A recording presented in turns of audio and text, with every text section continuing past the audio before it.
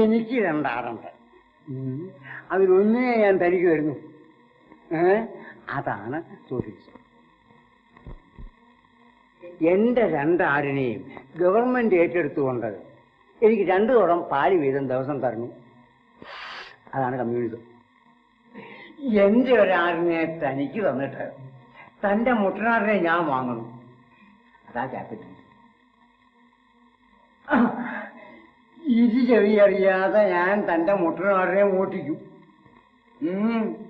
അതാ ഇന്ത്യയിലിസം. എന്നെ ഒറ്റ വെട്ടിന് കൊന്നിട്ട് താൻ എന്റെ രണ്ടാടിനെ എടുക്കണം. അതാണ് ഫാസിസം. പാലിന്റെ വിലയുടെ നേരെ ഇരട്ടി തീറ്റക്കൂലി ആകുമ്പോ പട്ടിണി കിടന്ന് എല്ലും തോലുമായി എന്റെ ആടിനെ ഞാൻ ഇറച്ചി വിലയ്ക്ക് വെക്കും.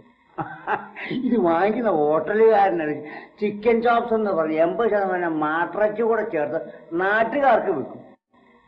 അതാ ഡെമോക്രസി. എന്റെ പെണ്ണാടിനെ വേലിക്കപ്പുറത്തും തന്റെ മുട്ടനാടിനെ വേലിക്കപ്പുറത്തും കുറ്റിയടിച്ച് കെട്ടിയെടുക്കും. 2 മുഖത്തോട് മുഖം നോക്കി ഇങ്ങനെ മോങ്ങിക്കൊണ്ടിരിക്കും. മനസ്സിലായോ? അതായി ചേരിചേരാനയോ എന്ന് പറഞ്ഞത്. രാഷ്ട്രീയ ശുദ്ധ തട്ടിപ്പ് അല്ലാണ്ടെന്താ?